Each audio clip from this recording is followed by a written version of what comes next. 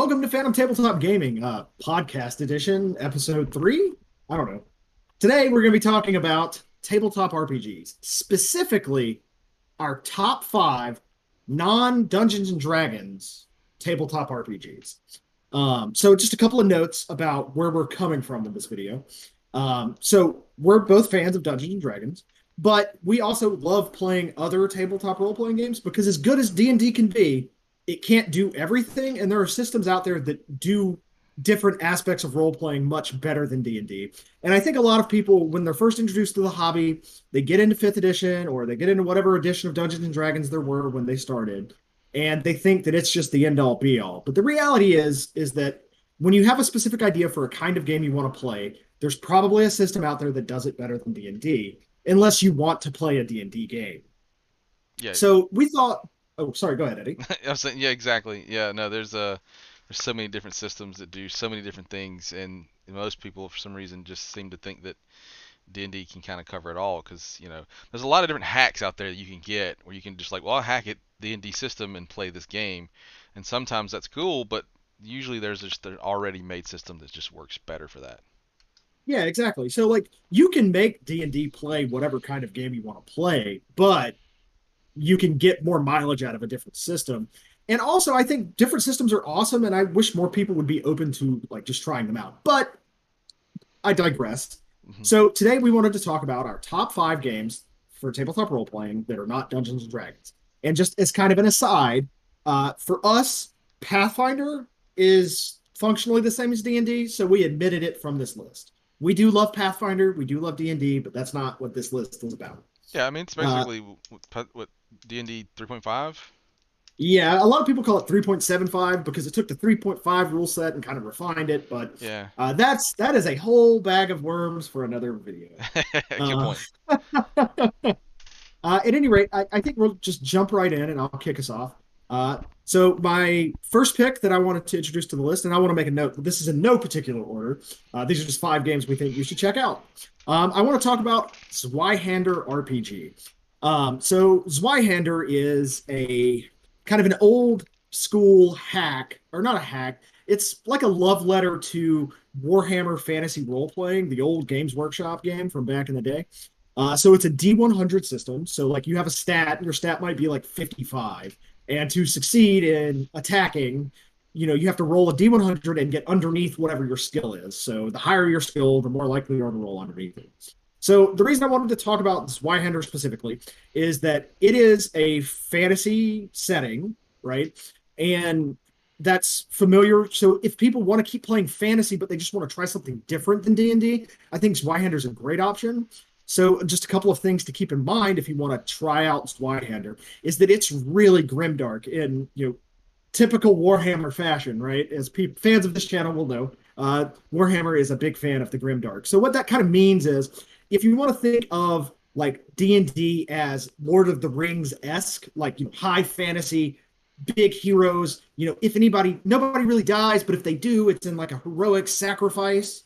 That's Lord of the Rings, right? Whereas Zweihander tells more kind of like Game of Thrones style stories, where like people just can die, and like any combat is super dangerous. Magic is weird and can do all kind of crazy side effects, and it's just kind of like to use a little bit of harsh language, kind of what the old school Warhammer fantasy role playing was described as was mud, blood, and shit.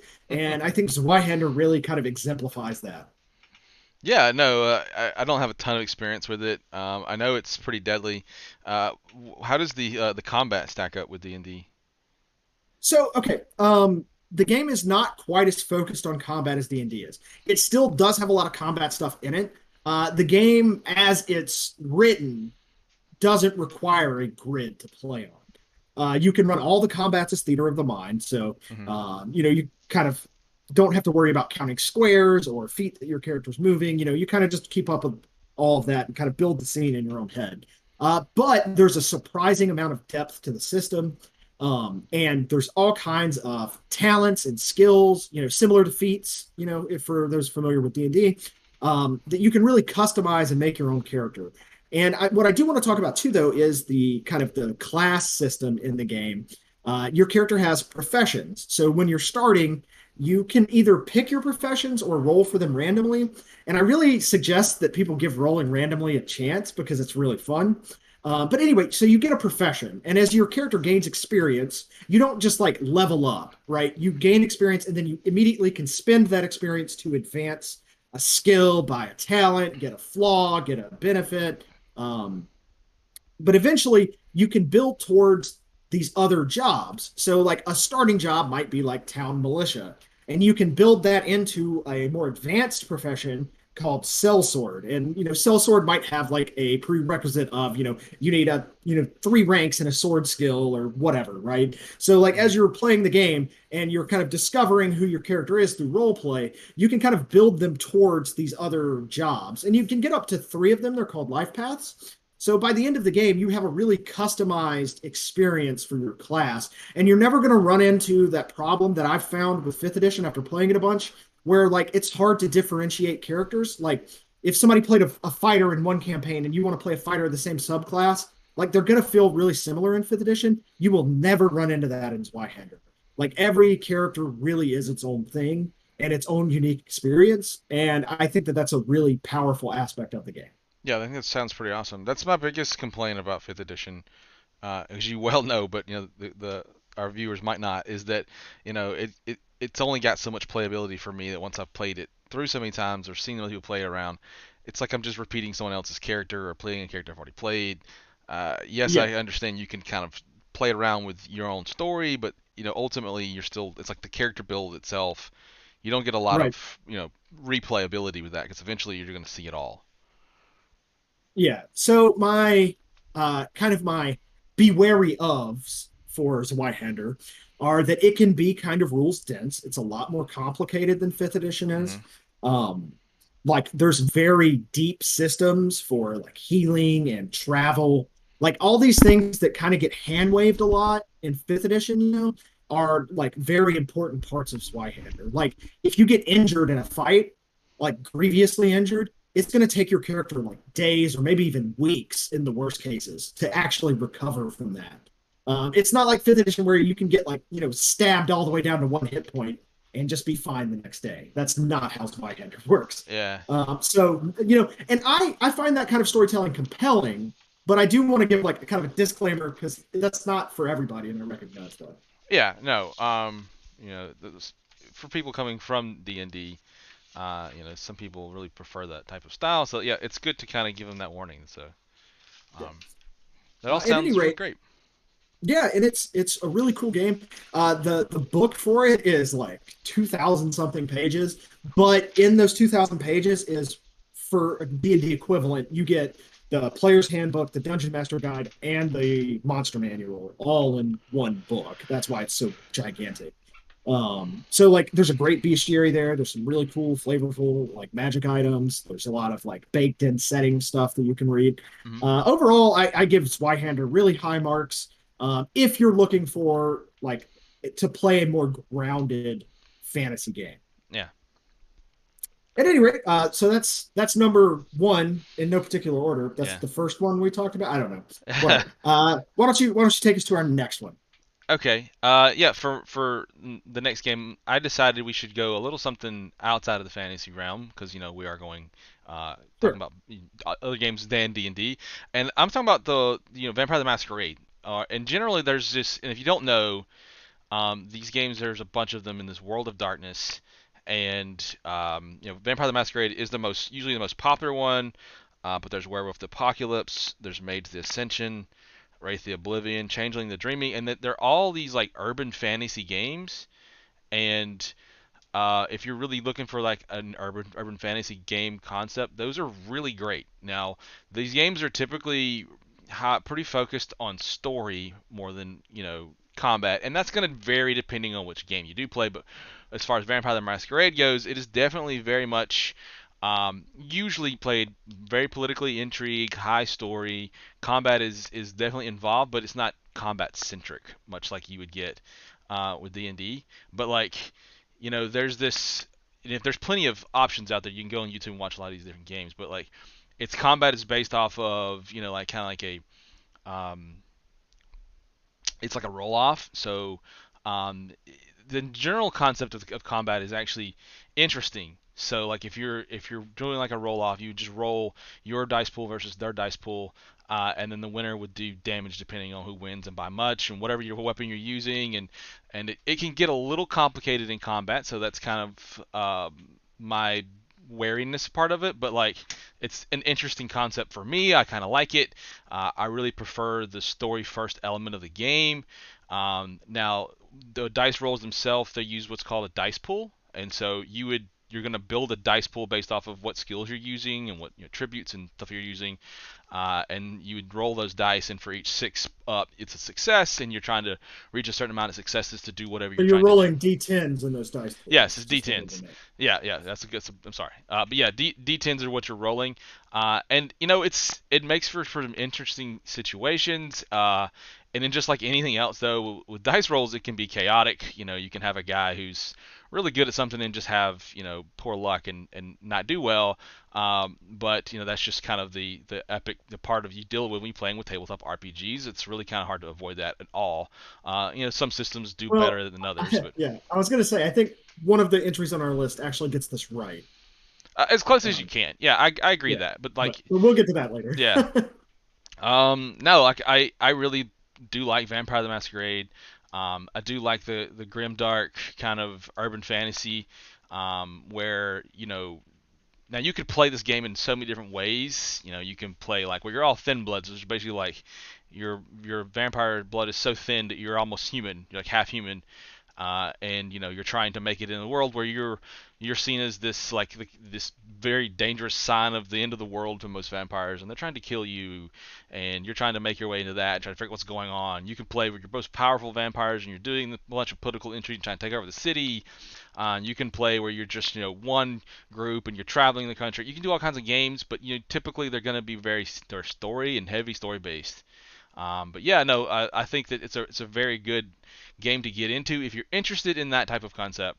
I would definitely say try it out. Yeah, so we're actually playing currently a Hmm. Vampire the Masquerade 5th edition game that Eddie's DMing for our home game. And it's my first experience with it. Eddie's a huge fan of it and was trying to convince me to play it for years, and Hmm. he finally talked me into it. And I've got to say, I really do enjoy it. I think it's a good system. It's not without its flaws, as Hmm. every game has. But yeah, if you're interested, if you really enjoy doing like political intrigue or telling stories that are about like personal relationships between characters or between NPCs, then Vampire the Masquerade does that kind of game very well. If you're wanting to play a dungeon crawl, Vampire the Masquerade is not for you. So don't go into it expecting you're going to play like a 5th edition style game where you're Hmm. like going to dungeons and getting loot just in modern day as vampires. That's not what the game is. No, no, not really. And there, like I say, there's other systems in the same world. Um, if you're interested in werewolves, there's Werewolf the Apocalypse. If you're interested in fairies and such, you can go to Changeling the Dreaming. If you're interested in playing like a mage, magic user, there's Mage the Ascension and so forth and so. There's a ton of it. Now, one thing to note is that they are moving into the 5th edition rule set now, and the only one that's really in the 5th edition right now is Vampire the Masquerade. I know that Werewolf the Apocalypse was supposed to release late this year, 2021. It hasn't. They switched to publication companies and who was going to be putting it out. So like, there hasn't been any recent updates on the news as far as I know. And so the last we've heard was late 2021, but we're still not really sure. But like just keep an eye on that stuff as it releases. It's definitely worth it picking up and trying. Yeah. So we'll move on to the next game, unless you have anything else you want to say about Vampire. Probably the most absolute most epic part of the Vampire the Masquerade system is the hunger system. For me, it's such an interesting way that this is done, and I think it's much better than the previous edition. So I would say definitely play 5th edition if that's the way you wanted to go. But it forces the players to kind of deal with their hunger because it is a vampire world where you are feeding on humans and or animals depending on what kind of like your kind of prey you are. But like it basically says like anytime you do any kind of use your power or each day you wake up, you're gonna make rolls to increase your hunger, and as you increase your hunger, those hunger dice replace your regular dice, in your pool, and then you have to roll. And if you critically succeed, which means you roll two tens and one of those are hunger dice, well, you're going to succeed in a very vampiric way, so probably going to break what's called the Masquerade, which lets the world know that you exist, which is not good at all.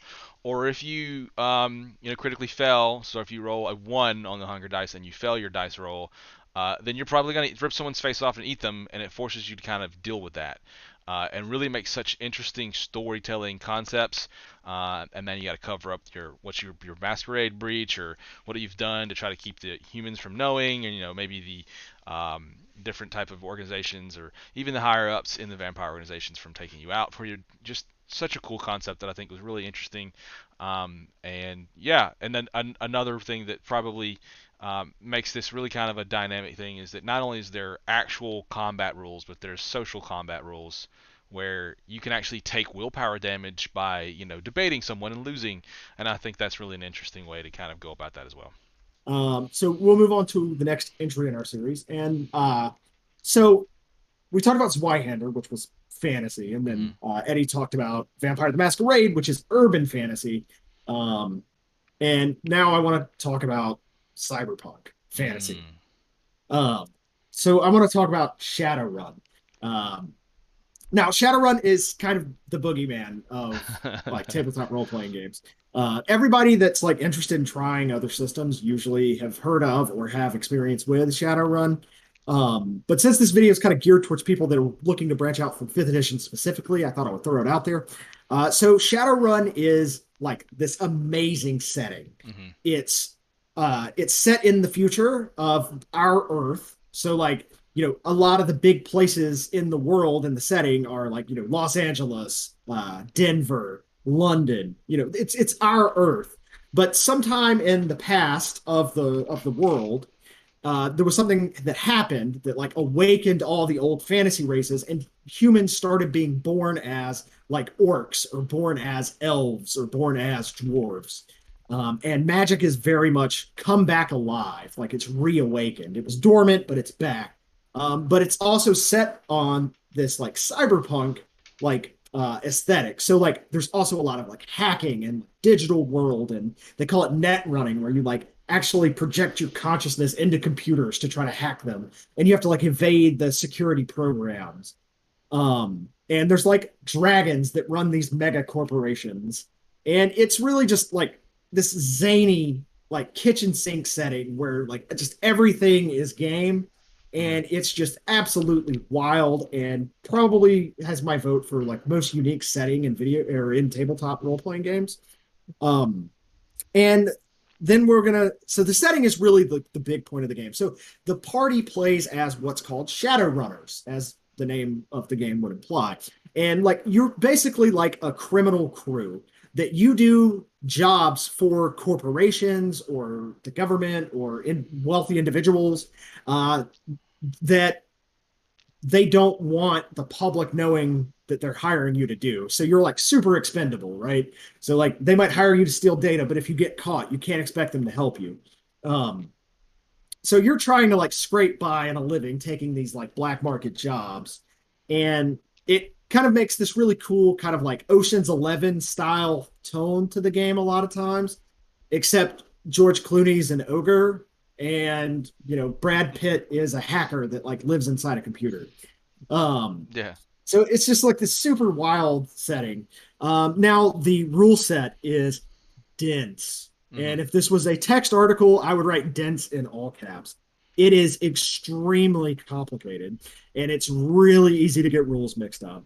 And it's really hard to comprehend it all. And at least the last edition that I played, which is fourth edition, there's a new edition out that I haven't looked at yet. So full disclosure, but the last edition, the rule book was the worst written rule book I have ever read. Like I would try to look up a rule, and it would be like, yes, this functions as this other rule, see page 67, and you would go to page 67, and it would be like a reference page 380, so you'd go to page 380, and then it would reference you back to another page. And it was just a nightmare trying to figure out some of these really complex rules interactions. Um, and there's all kinds of different systems in the game that like interact with each other in different ways. So like you have like the physical world, right? Where like if I was going to shoot you with a gun, there's like rules for me shooting you with a gun. But then if we're in the digital world, Hmm. if we're from net running, there's like a totally different set of rules for me trying to shoot you with a gun in that world. Yeah, And then there's like the astral plane, which is like a magical place that you can project your spirit to. And there's a totally different rule set for that. yeah, And then, and each one of these like different areas is basically like a game, an RPG rule set itself. Like yes, its own game. absolutely. At least in the last edition. I've heard that they've streamlined it a little bit. I haven't had a chance to read the book yet. Um, but then there's also like a lot of really cool equipment rules, Hmm. and I love how character building works. Now, character building is complicated, but like it's also a dice pool system, except instead of D10s like Vampire the Masquerade, it actually uses D6s. And you get like, all the cool cyberware. So like you can install bionic arms or eyes and like it's just this completely wild setting where you can make any kind of character you could possibly imagine. Um, and yeah, I mean, if you want to play like a heist style game set in a cyberpunk future, but also still keep dwarves and elves around, there's not a better option than Shadowrun. Um, Also, I could recommend like taking the Shadowrun setting and using a different rule set with it. Yeah. But that kind of, I think that goes against the spirit of this video, so I Yeah. don't want to delve into that too much. Yeah. But if you have a group that enjoys like the granularity of rules, so they enjoy making characters and figuring out builds, like if you have a table full of people that love multi-classing, like 2 levels into Warlock and 6 into Paladin, so they can get the maximum number of smites available, like Shadowrun's probably a game that they'll really like because there's all kinds of opportunities for that in Shadow. Hmm. Yeah. No, it's an interesting game that is very much notorious among tabletop RPGers, and it is a little daunting and overwhelming for most players who aren't aware, like familiar with it. But I have to say, it is a fantastic scene and it's a fantastic world. And once you get it to work, it's an amazing time. It's so much fun. And honestly, like if your table is currently playing like Dungeons and Dragons 3.5 or Pathfinder, like Shadowrun's not that big a leap in complexity. Yeah. It's just a different kind of complexity. So like you've got to learn the basics of the system, but like it's not that much more complicated than either of those games. Now, fifth edition's a lot more streamlined than those. Mm-hmm. So if you're going straight from fifth edition into Shadowrun, it's you're gonna have a learning curve there. But overall, if you're interested in cyberpunk as a aesthetic or a setting, Shadowrun's a really cool way to do it. Honorable mention if you want to do straight cyberpunk and not have the fantasy elements, you could check out Cyberpunk Red. That's not going to count as one of the five we're going over on this video, but Yeah. just kind of wanted to throw that out there that if you want to play a cyberpunk game with no dwarves and dragons and shit, that is definitely an option for you. But at any rate, let's move on from Shadowrun, and why don't you talk about the next game on our list All there? right, so we went from fantasy to like urban fantasy to sci-fi fantasy. Now we're just going straight for sci-fi, and we're going to talk about Stars Without Numbers, which is I think Mason would probably agree with me. This is our favorite system. Oh, definitely. Yeah, no. Stars Without Number is a fantastic game that revolves around using dice pools, but now we're using d6s, and it's Well, probably it's the not system. really dice pools. I mean, you still just have stat that you add to a dice roll. Yeah, You're not like looking for successes or anything. okay, if you say so. It's a fantastic game. Basically, you build a crew, and typically, and that doesn't have to be, but typically you're a crew and you're going to, you know, buy a ship together, and it's kind of like this entire game revolving around paying your bills, running missions, and it's very heavy on story, which is probably my preferred type of game anyway. But the combat system is really good. I've always thoroughly enjoyed it. And your crew is going to be running these missions, trying to pay off all your bills, while really kind of getting involved and kind of playing the world itself. And the for me the coolest part is that the world is alive because there's a whole system, as far as the Yeah. DM is concerned, that makes it that way. Especially with the GM turn. and it's such a fantastic way where you're creating these different like organizations and like kingdoms and planets or whatever, and they are currently during in sessions, the GM goes through its game like basically it's an old mini game, which is super fun, where you're like you're rolling dice and seeing what they're doing, and they're growing, and they're fighting each other, and like they're buying new equipment and new troops and this new type of building, and it's just and new ships, and it's just fantastic. And, and, Yeah, and, so and Mason's probably more experienced with the GM part of it. Could probably tell you a little more than I can, but it's such a great system. Yeah, so the faction turn specifically is one of the coolest parts about Stars Without Numbers. So whenever you're getting ready to run a Stars Without Number game, you generate all these different factions, and you generate a number based on how many systems and planets you're going to have for the start of the game. But at any rate, so as you're making these factions, there's like this big chart that you roll on to decide like how strong they are, and there's three different like stats that factions can get, and the players never see any of this. This is just for the GM. But I'm going to assume if you clicked on this video, you're probably a GM. So I'm going to get into this for you. So like you have power, wealth, and cunning are the three stats that your faction can have. And like so generally you'll have a high one, a middle one, and a low one. And between each session or each in-game month, however you want to do it, you kind of go on this chart and you roll dice to see what each faction's trying to do. So you might have like a rebel faction and then like a planetary government, like statted out. And they're having like let's say there's a civil war going on a planet between these two factions. You actually can resolve that whole civil war through these faction turns. So that way, like, there's always something happening in the background. And like those faction turns that there's all these rules for that kind of guide you through generates that story without you having to generate it. Mm-hmm. And also, it's cool because you can kind of keep up with all these things going on behind the scenes, even if your players are never interfacing it. And it doesn't add prep work to you because it's just it's just a super easy, streamlined thing. Yeah. And really, I've just got to say, the game is written by a guy named Kevin Crawford. And Kevin Crawford has written like Huh. 6 other games. He's a And machine. he is amazing. Yeah. He is the Da Vinci of tabletop role playing games. And if you're a dungeon master, you could just close your eyes and throw a dart at a board filled with names of books he's written. And no matter which one you landed on, if you bought that book, even if it's for a setting that you're not running or a genre you're not running, there's going to be stuff in there that will help you run the game you're currently running better. And I don't think I can give higher praise to a book than that. He really understands what dungeon masters need and like what makes the game easier to run and like easier to manage. So Stars Dot Number is amazing. I love the setting for it. I love the kind of crew like Firefly aesthetic of it because it's really kind of like a Wild West tone in a sci-fi setting. Mm-hmm. Yeah. And I just can't say enough nice things about that game. Yeah, and they just put out not too terribly long ago the revised edition rule set. But basically, there's Which is just even better. yeah, no, and basically their concept is like there's three different main classes where you're playing a warrior, an expert, or basically like a psychic. And now there's magic; you can play that as an alternative. But like, Well, that's optional, but yeah, yeah, they do yeah, have rules for that. and it's in the each one of those classes have a special ability they can do that like makes them really special, but honestly like it sounds way more complicated than it is because that's the beauty of this game is it's just not complicated, It's and so simple. it's It very is so simple. it's very simplified and very easy to understand, and like it may take a session or two for your guys to kind of figure out exactly how everything works, but like once you do it's so streamlined, and it's designed to like pull out the RP player in you, especially with a lot of the like interactions between crewmates because you're stuck on this ship for flying through space for a week on time, and it's just so fantastically well done.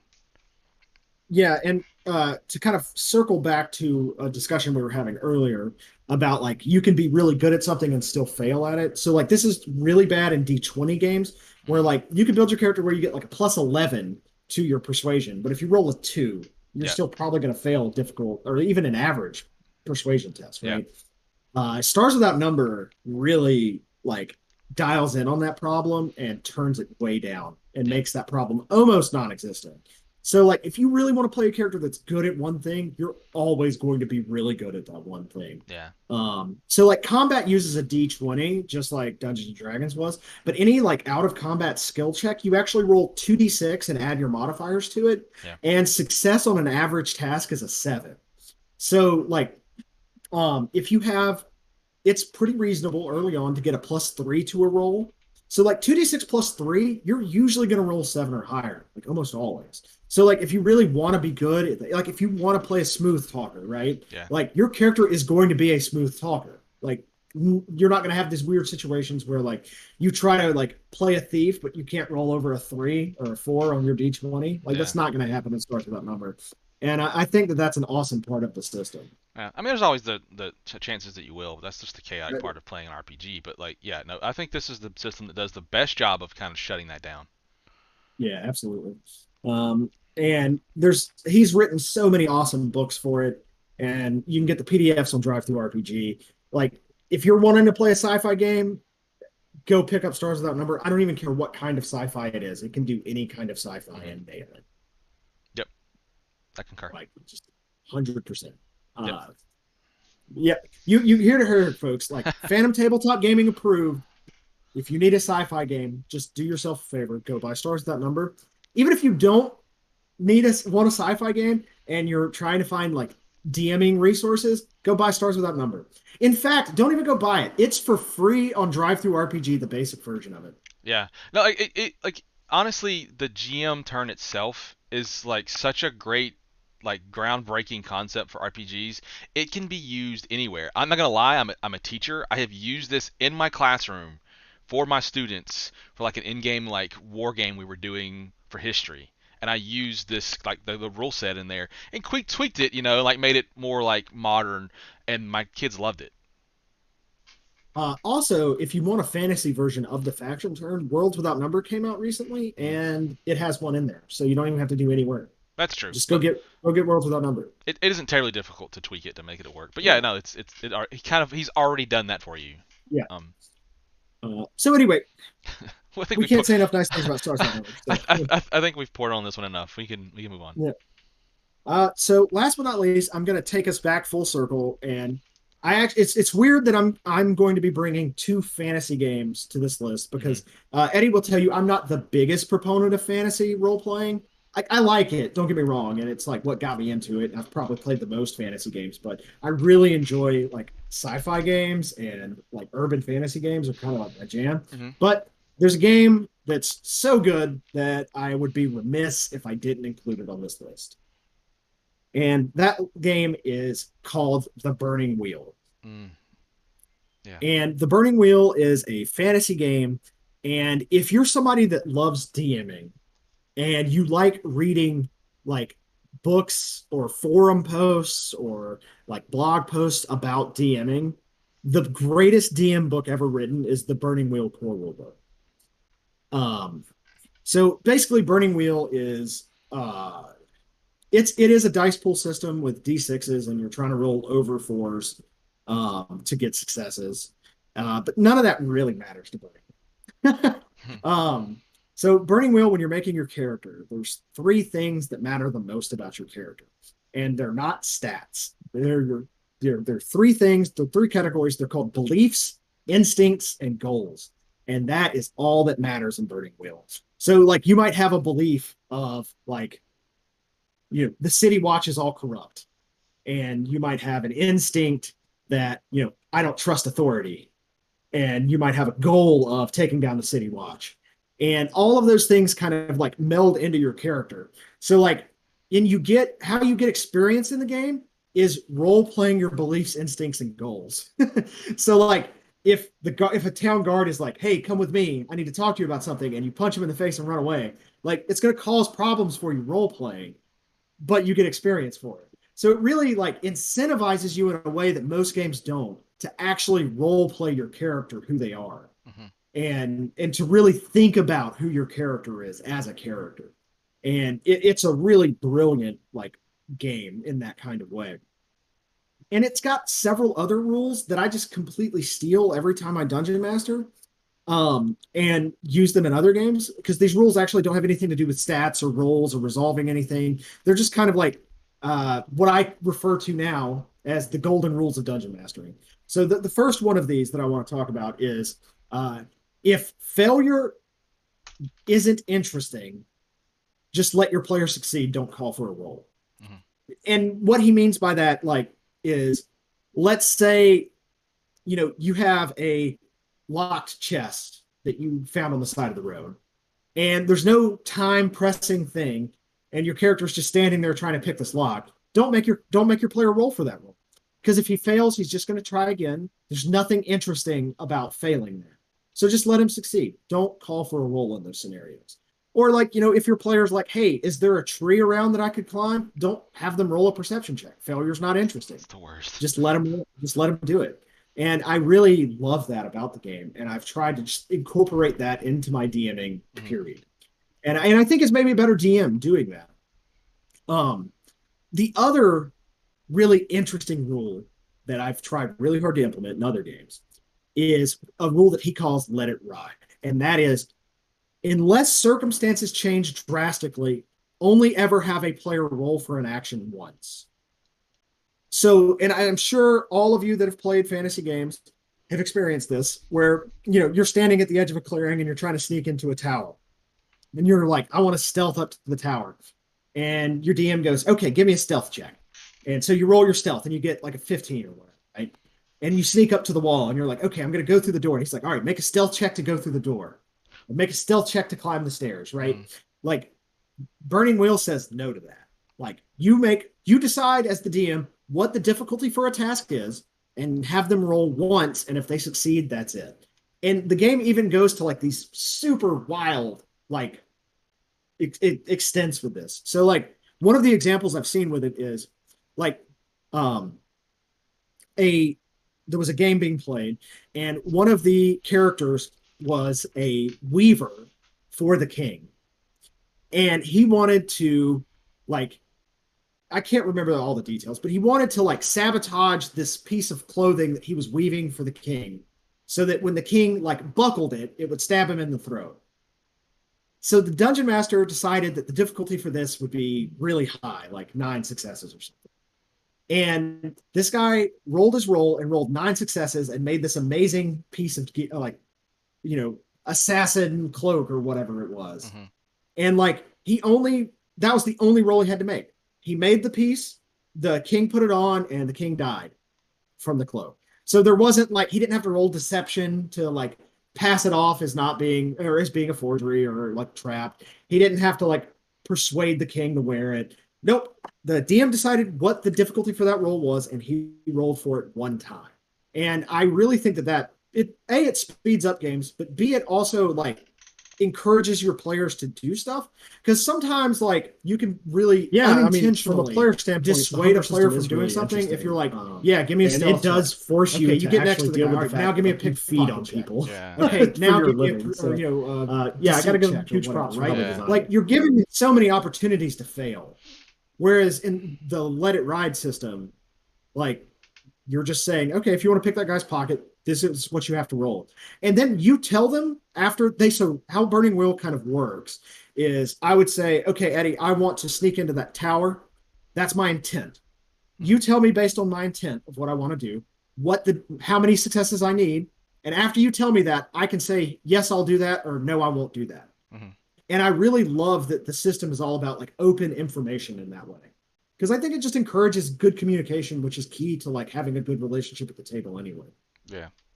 No, that makes sense. Especially for a dice pool system, which can be a little chaotic. I think I prefer them over the D20 system because there's chances for you to succeed. Where literally one dice roll can just and I've played the game so many times where it's so aggravating. Where like I've got a +10 to attack something and still missing, and it's just so frustrating. Yeah. um, but no, I think that's a really cool system, and I think it's really cool, and it's a great idea. Yeah, so some notes, some be wary of for gold or for the Burning Wheel is that a PDF for it does not exist. You have to buy the hardback version from the publisher's website. Mm. The guy that made the game hates PDFs and thinks they're everything wrong with tabletop role playing, which I think he's wrong on that, but whatever. I'll forgive him. He wrote an amazing game. Number two is that it can be a little rules dense. But the really cool thing about the game is and how it's written is that it's got what it refers to as the hub. So the hub of the wheel, and then spokes. So like if you're picturing like a wagon wheel, the hub would be the outer edge on the center, and the spokes would be the things that connect them, right? And you learn the hub, and the hub is really easy. And then as you are playing it encourages you not to try to learn the whole system before you start playing. It encourages you to figure out the hub, and then as you're playing, slowly over time, add the spokes in. So you add the more complicated systems in as you go. And there's like systems for like social disputes. So like it's called social combat. It's not really combat, but like there's these rules for like court intrigue scenes where like your character can like win or lose, or like take emotional damage or whatever you want to call it. Um, there's a fast version of combat. There's like a complicated version of combat, and like there's all these different systems that you can add in at your leisure or at your discretion. You don't have to add them. At any rate, I think it's a great game, and if you're looking for something super character driven specifically, the Burning Wheel is a great choice. And also, I think it's worth it to read, even if you never intend to run it, if you're going to be planning on being a DM, because it's got amazing advice for that. Yeah, no, that sounds great. I think I do want to mention kind of an honorable mention here as far as these games go. Okay. And I think it's kind of a very interesting system, and it's really just a system, and that's the Fate system. Oh, yeah, yeah. It's a really good system for like if you're interested in a lot of these different worlds or settings that you're just not to. It's a very player-driven system that revolves around a lot of the players themselves driving the story. Absolutely. Uh, Fate is really neat. It uses weird dice. Hmm. Um, but your character has something called aspects, and you get to invoke them.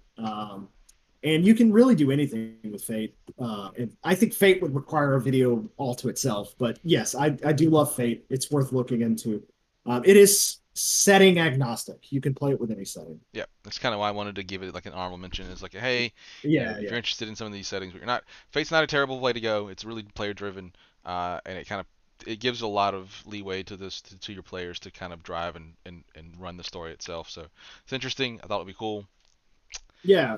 And I want to throw a couple of other honorable mentions. Hmm. We won't discuss them, but just to kind of give people some ideas of what's out there, there's a game called Apocalypse World, Hmm. and the whole engine for it has become its own thing called Powered by the Apocalypse. So there's like a million spin-off games for it. Hmm. They're really cool and like really character driven as well. And now there's a new thing that's based off of it, but it's kind of an evolution of it that's Blades in the Dark. Hmm. And both of those things are really cool if you're looking for kind of like a player focus or like a player driven story. Those systems do very well with it. Hmm. At any rate, I think those are our uh, top five non D&D RPGs to try out if you're looking to branch out. What do you guys think? Did we miss any obvious ones? What's your favorite non D&D RPG? Let us know in the comments or in the description below. You can find a link to our Discord. You can chat with us in there. If you have any questions about the games we talked about, Eddie and I are in there all the time. You can hit us up, and we would love to discuss it with you. Uh, if you haven't already, please consider giving us a subscribe, liking the video. Those things help us immensely. You can find a link to Amazon down in the description below. It's our affiliate link. We're going to link some of our like video recording equipment down there.